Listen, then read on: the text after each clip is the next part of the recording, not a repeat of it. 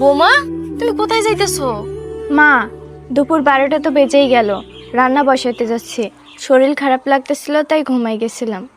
বৌমা, তোমার এই অবস্থা রান্না করা লাগবে না। তুমি যে বাসা বিশ্রাম নাও, আমি রান্না করে দিব নে।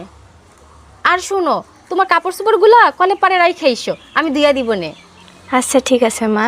আচ্ছা যাও। মা,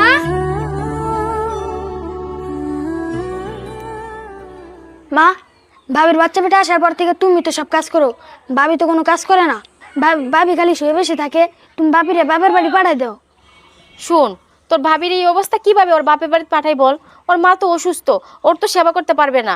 আর তোর ভাবি সারা বছর তো আমাদের রান্না করে খাওয়ায়, এই 9টা মাস না আমরাও তোর ভাবির সেবা যত্ন করি।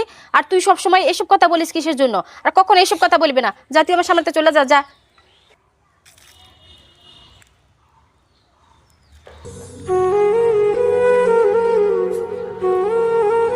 বৌমা, বাচ্চা ঘুমাইছে নাকি?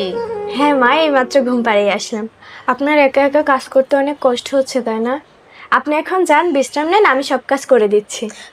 না না বৌমা, তোমার কাজ করা লাগবে না। তুমি গোসল করে যাইয়া বাবুর দ্বারে ঘুমাও। সারা রাত্র বাবু তোমার ঘুমাইতে দেয় না। এখন তুমি কিছুক্ষণ সময় বাবুর পাশে যা ঘুমাও। আল্লাহ, আমি ভাগ্য করে এমন একটা শাশুড়ি পেয়েছি। আপনি দেখেন আমার দ্বারা আমার শাশুড়ি যেন কখনো কষ্ট না পায়।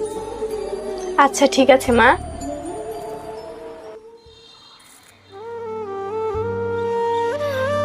বৌমা, ও বৌমা, কি হয়েছে মা?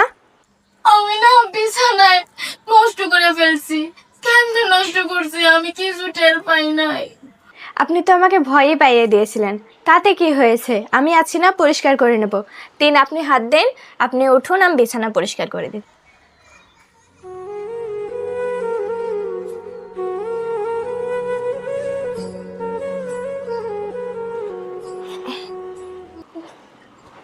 এই দেখেন মা, বিছানা পরিষ্কার করে দিয়েছি। এখন আপনি শুয়ে পড়েন।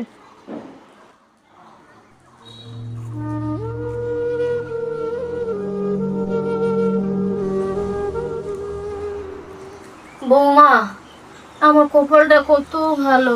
আমি তোমার মতন এমন একটা বউ পাইছি। আমি সারাদিন বিছানা নষ্ট করে লাই। আচ্ছা, আমি সারাদিন আমার বিছানা পরিষ্কার করে দাও। বৃদ্ধকালে তোমার মতন বউর সেবা পাইছি, কয়জনে পারে বলো বৌমা?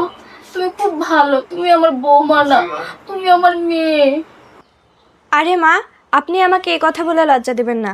আমি যখন নতুন এই বাড়িতে বউ হয়ে আসি, আপনিই তো আমার সুখে দুঃখে পাশে ছিলেন।